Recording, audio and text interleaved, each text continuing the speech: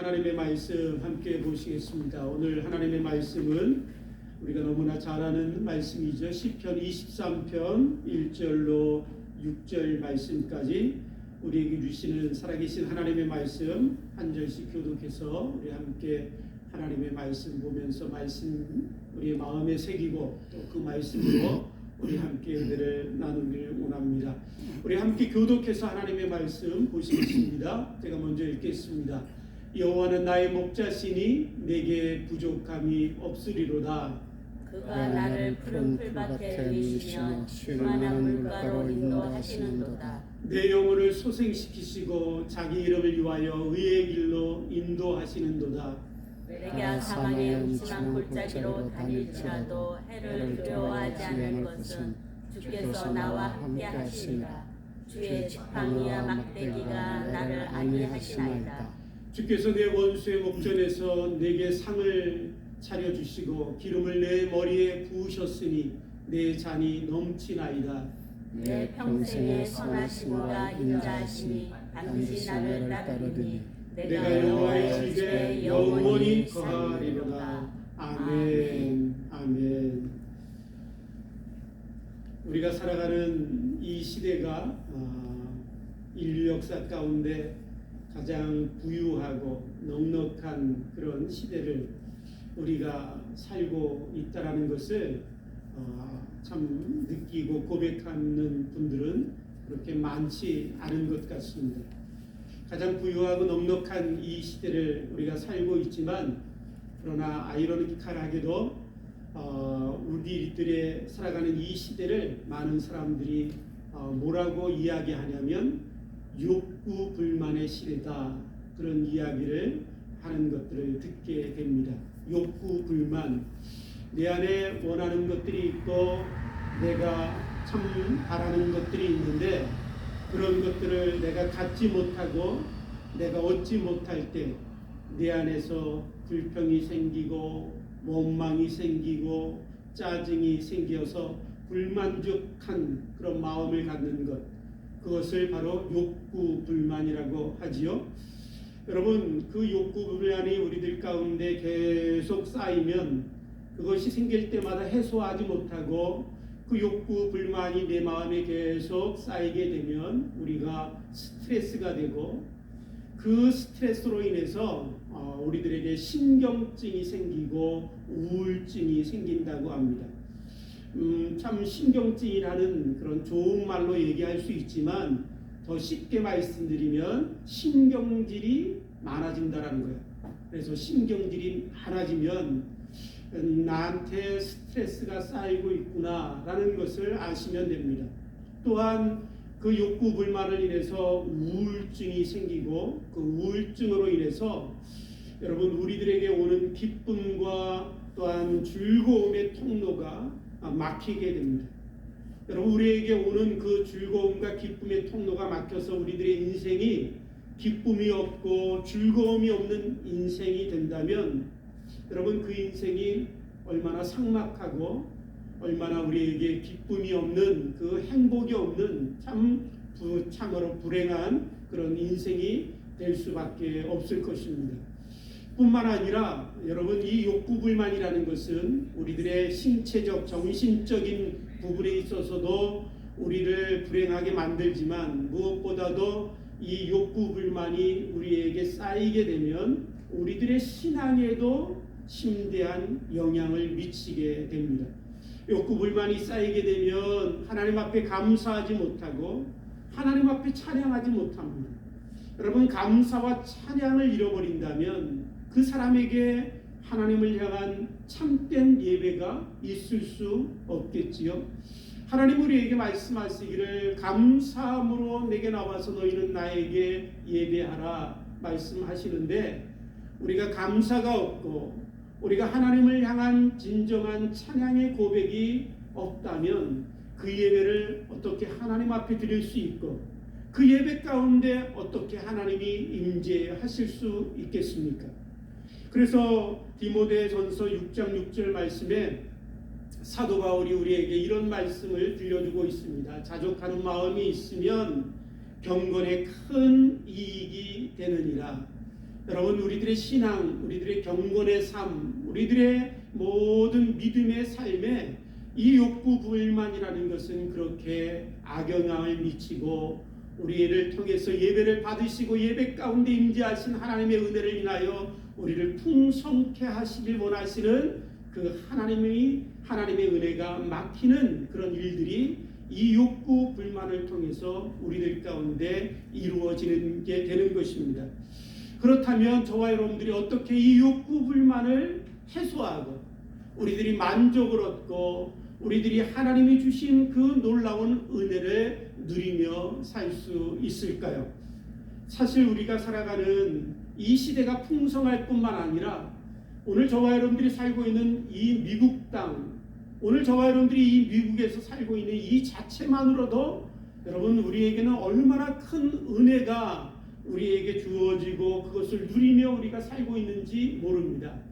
사실은 이 미국 땅에 이 풍성하고 이 넉넉함을 누리기 위해서 오늘도 국경을 넘어오며 목숨을 걸고 국경을 넘어오는 수많은 여러분 사람들을 우리가 뉴스를 통해서 보게 되고, 그 국경을 넘다가 여러 가지 그런 고생 또한 여러 가지 어려움을 겪을 뿐만 아니라 목숨을 잃어버리는 수많은 사람들이 지금도 있지 않습니까?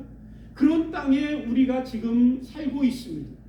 그럼에도 불구하고 이 땅에 사는 우리들은 감사보다는 불만이 많고, 우리를 하나님을 찬양하기보다는 우리들 가운데 뭔가 갖지 못한 그런 불만 때문에 우리들 가운데 채워지지 않는 것 때문에 짜증과 원망이 많은 것들을 보게 됩니다.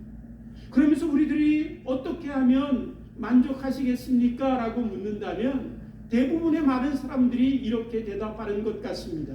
조금만 더 있으면 되겠습니다. 나는 큰 것 바라지 않습니다.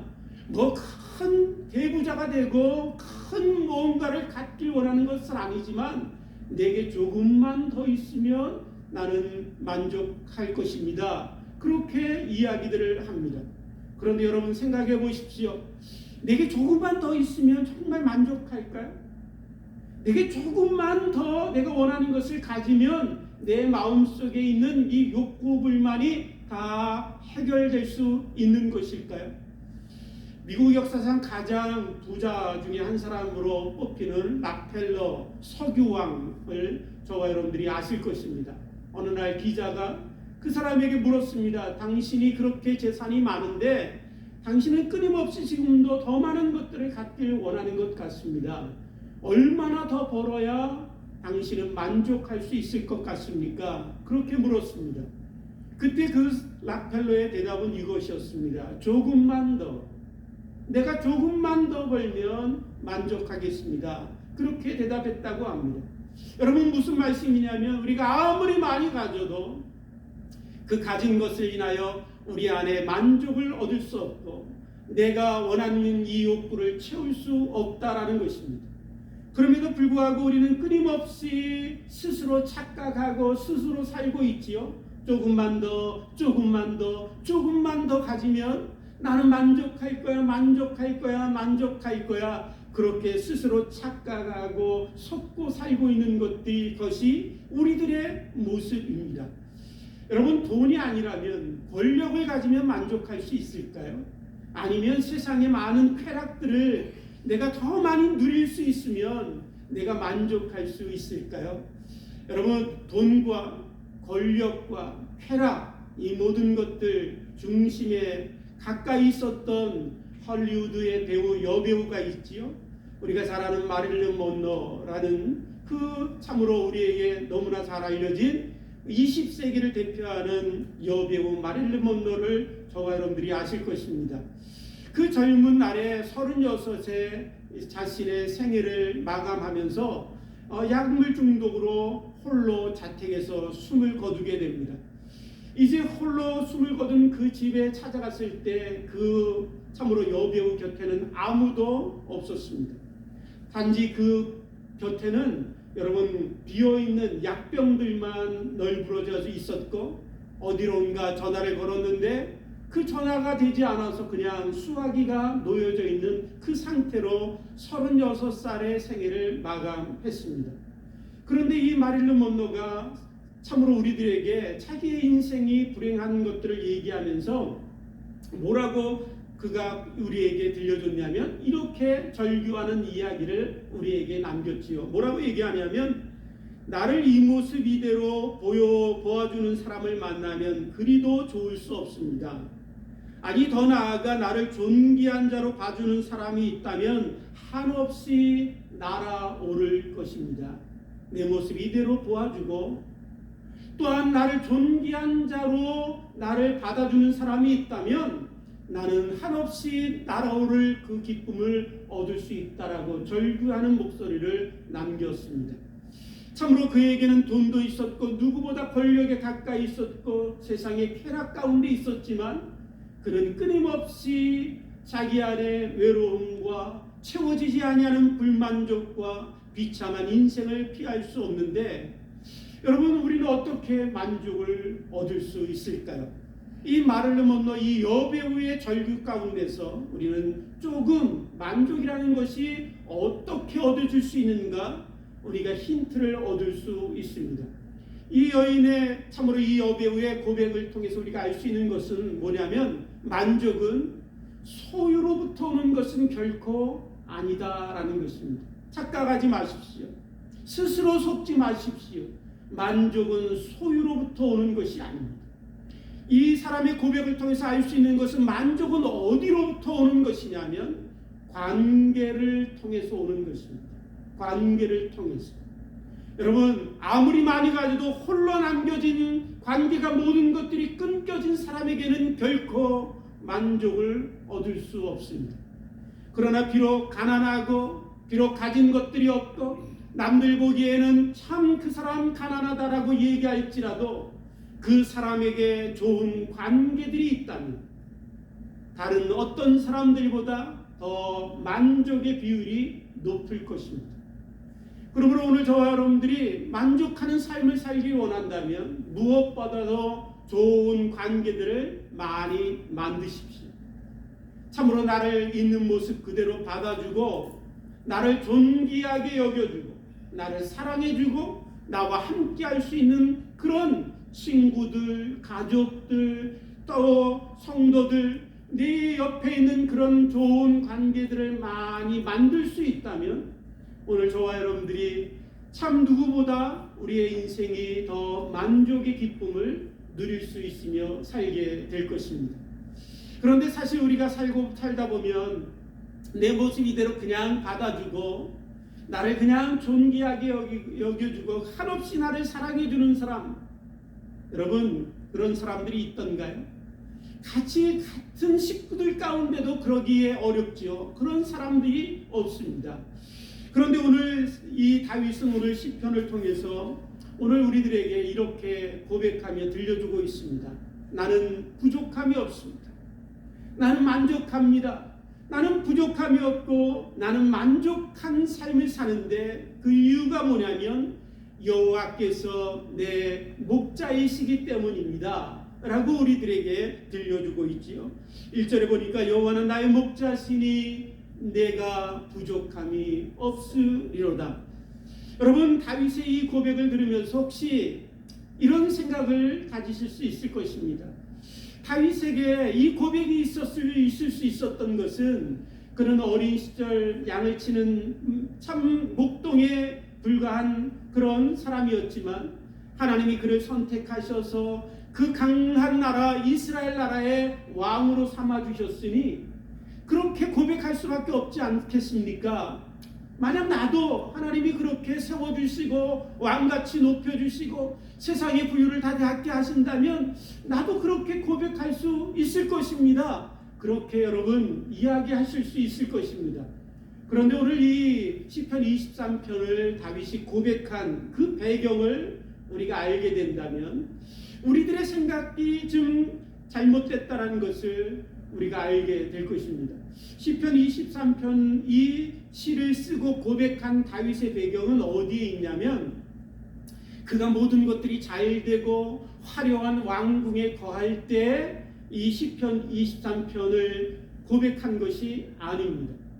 많은 학자들이 이 시편 23편을 다윗이 언제 기록하고 고백했는지 그 배경에 대한 여러 가지 그런 참 주장들이 있고 또 학자들마다 다양한 의견들이 있습니다. 그러나 그 모든 사람들이 동일하게 우리들에게 들려주는 것은 무엇이냐면 다윗이 시편 23편을 기록할 때에는 언제냐면 그의 삶이 형통하거나 잘되거나 그가 왕궁에 거하며 모든 것들을 얻은 부유함에 있을 때가 아니라 그의 삶에 가장 어려울 때, 그가 가장 어렵고 고난 가운데 있을 때 이 시를 저서 고백했다라고 우리들에게 이야기하고 있습니다. 특별히 학자들 중에 많은 사람들이 이야기하는 것은 어떤 것이냐면 다윗이 20편, 23편을 기록한 때가 언제냐면 그가 자기의 아들 압살롬의 반역을 인해서, 여러분, 아들 압살롬이 아버지를 반역했습니다. 그리고 아버지의 왕자를 차지하기 위해서 아버지를 죽이겠다고 칼을 들어 반역을 일으켜서 아버지인 다윗이 그 아들을 피해서 도망가게 되지요. 그 아버지가 도망갔을 그 사이에 이 압살롬이라는 아들이 얼마나 참담한 일을 범하고 행하냐면 아버지가 품었던 후궁들을 데려다가 모든 백성들이 보는 그 많은 대낮에 모든 사람들이 볼 수 있는 그곳에서 그 후궁과 동침을 합니다. 이렇게 참담할 수 있습니까? 그러나 아버지는 죽이겠다고 병사를 끌고 아버지를 쫓고 있습니다. 여러분, 다윗의 마음이 어떠했을까요? 그냥 참으로 나와 상관없는 내 밑에 있는 신하가 그렇게 했을지라도 그 비참함과 참담함은 이루 말할 수 없을 텐데 자기의 아들이 그렇게 하고 있는 것입니다. 다윗은 그 아들을 피하여 도망치지요. 얼마나 수치스러웠을까요? 얼마나 부끄러웠을까요? 얼마나 가슴이 찢어졌을까요? 얼마나 절망 가운데 여러분 한없이 낮아졌을까요? 그때 이 다윗이 이 고백을 하나님 앞에 드리고 있다라는 것입니다. 여호와는 나의 목자시니 내가 부족함이 없습니다. 사랑하는 성도 여러분, 다윗은 어떻게 이런 참담하고 비참한 상황에서도 부족함이 없다라고 고백할 수 있었냐면 그의 모든 상해 속에서 늘 여호와가 자기의 목자이심을 경험했기 때문에 그렇습니다. 목동으로 들판에서 양을 지키며 이리와 싸우며 들짐승과 싸우는 그 들판의 그 고통 가운데서도 여호와 하나님은 다윗의 목자가 되어 주셨습니다.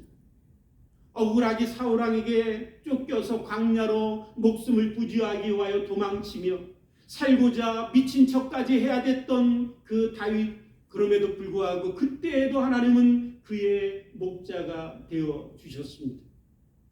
그런데 변함없이 아들의 이 반역을 인하여 도망치던 이 다윗에게도 동일하게 여호와는 다윗의 목자가 되어 주셨습니다. 그때 다윗은 고백하고 있는 것이지요. 하나님, 나는 부족함이 없습니다. 여전히 내 어릴 때나 내가 젊었을 때나 내가 아들을 피하여 도망가던 이 시간에도 여호와는 나의 목자시니 내게 부족함이 없습니다. 사랑하는 성도 여러분, 참으로 여호와를 목자 삼고 사는 사람들에게는 모든 상황과 형편과 처지가 여러분 어렵고 힘들고 고난스러워도 하나님을 목자 삼고 사는 사람들에게는 늘 고백할 수 있게 되는 축복이 있는데 그것이 내게 부족함이 없다라고 하는 만족의 자족의 놀라운 고백을 할 수 있는 축복이 있게 된다라는 것입니다. 저와 여러분들이 여호와를 목자 삼고 살아가는 축복이 있게 되기를 주님의 이름으로 축복합니다. 사랑하는 성도 여러분, 왜 여호와를 목자 삼으면 여러분 부족함이 없다라고 고백할 수밖에 없냐면 그 이유는 여호와는 선한 목자이시기 때문에 그렇습니다. 여호와는 선한 목자이시기 때문에 그렇습니다. 요한복음 10장 11절 말씀에 예수님께서 이 땅에 오셔서 우리들에게 뭐라고 말씀하시냐면 내가 온 것은 양으로 생명을 얻게 하고 더 풍성히 얻게 하려는 것이라. 나는 선한 목자라. 선한 목자는 양들을 위하여 목숨을 버리노라. 싹구는 목자가 아니요 양도 제 양이 아니라 이리가 오는 것을 보면 양을 버리고 달아나느니라 라고 말씀하십니다. 이 땅에 오신 하나님, 참으로 우리의 참으로 구세주 예수 그리스도께서 말씀하십니다. 나는 선한 목자다. 내가 이 땅에 온 것은 너희로 생명을 얻고 더 풍성히 얻게 하기 위함이며 내 목숨을 너희를 위하여 버리기 위하여 왔노라. 그렇게 말씀하신 우리 주님은 선한 목자이시기에 양된 우리들을 위하여 친히 십자가에 달리시사 자신의 모든 생명을 내어주심으로 우리를 지키시고 보호하시고 생명을 주시고 우리에게 더 풍성하게 주시기 위하여 오늘도 우리를 축복하시는 분이시지요. 이 놀라운 예수님의 고백을 이 다윗이 시편 23편을 통해서 조금은 더 구체적으로 여러분 2절부터 6절 사이에 우리의 선한 목자 되신 하나님이 누구이신가를 들려주고 있습니다. 우리 잠깐 2절부터 6절 말씀들을 하나하나 읽으면서 선한 목자 되신 하나님은 어떤 분이신가 우리가 함께 다시 한번 좀 더 듣고 선한 목자 되신 하나님 앞에 우리가 함께 나아가길 원합니다. 2절에 보니까 이렇게 말씀하십니다. 그가 나를 푸른 밭에 누이시며 쉴만한 물가로 인도하시는도다. 선한 목자 되신 하나님은 양의 필요를 아시지요. 선한 목자이신 하나님은 양의 필요를 채워주시기 위하여 끊임없이 노력하시고 인도하시는 분이십니다. 우리에게 생명을 주시고 우리에게 날마다의 참으로 일용할 양식을 주시고 우리를 지키시고 인도하셔서 먹이시고 입히십니다. 우리가 무엇을 먹을까 무엇을 입을까 걱정하던 우리들에게 선한 목자 되신 하나님은 말씀하시지요. 저 공중에 나는 새를 보라. 내가 하물며 저 공중에 나는 새도 먹이고 입히거든. 하물며 내 사랑하는 너희일까 보냐 말씀하시지요. 그렇게 우리를 먹이시고 입히시는 하나님은 또한 우리를 쉴만한 물가로 인도하십니다. 쉴만한 물가에서 안식을 누리고 평안을 누리고 쉼을 얻게 하시지요. 오늘 선한 목자 되신 우리 하나님은 우리의 삶 가운데 피곤함과 지침과 끝없이 달려가야 되는 우리들의 인생 가운데서도 늘 우리에게 안식을 주시고 세상이 줄 수 없는 놀라운 평안으로 우리를 축복해 주십니다. 3절에 보시면 내 영혼을 소생시키시고 자기 이름을 위하여 의의 길로 인도하시는도다. 선한 목자 되신 하나님은 우리에게 자신의 이름을 거시고 우리의 영혼을 소생시키시고 우리를 의의 길로 인도하십니다. 여러분, 하나님은 자신의 영광을 결코 누구에게도 뺏기지 아니하시는 분이십니다. 그런데 그 영광스러운 이름을 어디에 거셨냐면 바로 저와 여러분들에게 거셨습니다. 우리들의 실패가 하나님의 실패가 되게 하셨고 우리의 성공이 하나님의 성공이 되게 하셨고 우리의 패배가 하나님의 패배가 되게 하시고 우리의 이김이 하나님의 이김이 되게 하신 것입니다. 그러기에 하나님의 놀라운 이름이 걸려있는 우리들에게 하나님은 반드시 이기고 승리케 하시고 우리의 모든 삶 가운데 하나님이 원하시는 의롭고 바른 삶으로 우리를 인도하시는 그 놀라운 축복을 우리를 향해서 행하시는 분이십니다. 왜냐하면 자신의 이름이 영광스러운 여호와의 이름이 우리에게 달려있기 때문에 그렇습니다. 4절에 보시면 이렇게 말씀하십니다. 내가 사망의 음침한 골짜기로 다닐지라도 해를 두려워하지 않을 것은 주께서 나와 함께 하심이라. 주의 지팡이와 막대기가 나를 안위하시나이다. 선한 목자 되신 하나님은 우리가 좋을 때만 우리에게 함께 하시는 분이 아니십니다. 세상에 많은 친구들은 우리가 좋을 때 몰려왔다가 우리가 넘어지고 실패하면 떠나가지만 선한 목자 되신 하나님은 우리가 사망의 음침한 골짜기를 지나면서 병들고 깨지고 실패하고 넘어지고 한없이 가난해질지라도 하나님은 우리와 함께 하시며 결코 우리를 떠나지 아니하십니다. 또한 우리가 넘어지고 실패할 때마다 막대기와 지팡이로 우리를 지키시고 인도하시고 보호하시고 우리를 온전히 하나님의 놀라운 뜻 가운데 인도하시는 분이십니다. 5절에 보시면 또 이렇게 말씀하십니다. 주께서 내 원수의 목전에서 내게 상을 베푸시고 기름으로 내 머리에 바르셨으니 내 잔이 넘치나이다. 여러분, 오늘 저와 여러분들이 하나님 믿고 이 땅을 살아가는 동안에 수많은 원수들이 있습니다. 때로는 어떤 분들은 이런 얘기 하더라고요. 저 사람에게는 원수가 있을 수 없어, 너무나 좋아서. 여러분, 그것은 성도에게 해당되는 이야기가 아닙니다. 성도에게는 엄청난 원수가 있을 수밖에 없습니다. 왜냐하면 하나님을 대적하는 자들이 다 우리를 대적하고 하나님의 나라를 거역한 악한 마귀 사탄들이 끊임없이 우리의 원수가 되어서 우리를 넘어뜨리려 공격하기 때문에 그렇습니다. 그 무시무시한 수많은 공격 가운데서도 하나님은 그 원수의 목전에서 우리를 지키십니다.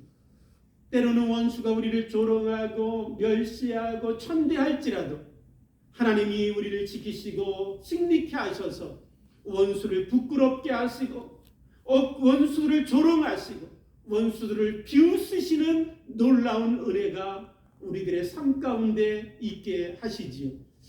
마지막에 6절을 보시면 이렇게 말씀합니다. 우리의 선한 목자 되신 하나님은 나의 평생에 그의 선하심과 인자하심이 정녕 나를 따르리니 내가 여호와의 집에 영원히 거하리로다. 하나님의 인자하심과 선하심은 변함이 없으십니다. 그 인자하심과 선하심으로 우리를 아버지 집에 온전히 거하게 하시는 축복을 우리들에게 반드시 이루어 주시는 분이십니다. 제가 이 말씀을 6절 말씀을 묵상하면서 저에게는 너무나 감사하고 참으로 하늘에서 임하는 짠한 그런 기쁨을 느낄 수 있었습니다. 그것은 무엇이었냐면 이 말씀을 묵상하는데 그래, 내가 하나님을 믿고 내가 이 땅에 사는 동안에 하나님과 함께 동행하는데, 그런데 내가 이제 정말 하나님을 믿는다고 하지만 내가 정말 죽어서 내가 하나님 앞에 서고 하나님 아버지의 그 집에 들어갈 때 얼마나 좋을까. 내가 상상도 해보고 생각도 해보고 기대도 해보지만 그것과 비교할 수 없는 여호와 아버지 집에 나를 거하게 하시는 그 은혜가 내게 이루어질 때 얼마나 좋을까. 말할 수 없는 그런 기쁨이 있겠지. 너무나 제 개인적으로는 너무나 깊은 마음속에 오는 그 찌릿한 영적인 자극들이 있을 수밖에 없었습니다. 사랑하는 성도 여러분, 생각해 보십시오. 우리들이 하나님을 믿고 섬기지만 또한 우리가 기대하고 소망하며 천국을 바라며 살고 있지만 정말 내가 내 이 생애를 다 마치고 눈을 감았는데 아버지의 집이 내게 열릴 때 여러분, 그 놀라운 기쁨이 여러분 이루 설명할 수 없겠지요. 선한 목자 되신 하나님은 그런 분이십니다. 우리를 그렇게 인도하시지요, 지키시지요, 먹이시지요, 함께 하시지요, 동행하시지요, 원수와 싸워 이기게 하시지요. 결국은 그 하나님의 선하심과 인자하심으로 우리를 아버지 집에 영원히 거하게 하실 것입니다. 여러분, 믿게 되기를 주님의 이름으로 축복합니다. 그런데 이 선한 목자 되신 하나님이 왜 우리를 그렇게 인도하실까요? 양이, 여러분 양을 생각하면 어떠세요? 양이 사랑스러워서? 여러분, 양이 너무나 깨끗해서? 양이 너무 순수해서? 그렇게 목자가 우리를 위하여 자신의 생명을 버리기며 그 양들을 위하여 그 모든 일들을 감당하며 그 양들을 지키시고 인도할까요? 여러분, 그렇지 않습니다. 양은 어떤 존재냐면 머리가 매우 나쁘다고 합니다. 눈도 너무 나빠서 요만큼 앞도 보지 못해서 늘 거기 낭떠러지기 있는데도 그걸 몰라서 가다가 떨어지는 게 양이고, 방향 감각이 어디인지 몰라서 밖에다 내놓으면 집을 찾아올 수도 없고, 심지어는 더럽기는 얼마나 더러운지 돼지보다 더 더러운 게 양이라고 합니다. 그리고 그 양은 고집이 센데 얼마나 센지 웬만해서는 고집을 꺾지 않는 게 양이라고 합니다. 여러분, 다윗은 자기가 양인 줄 알았어요. 오늘 이 말씀을 통해서 양된 그 참으로 모습을 통해서 우리가 바로 하나님 앞에서 양처럼 그런 존재임을 우리에게 들려주지요. 한없이 머리가 나쁘죠.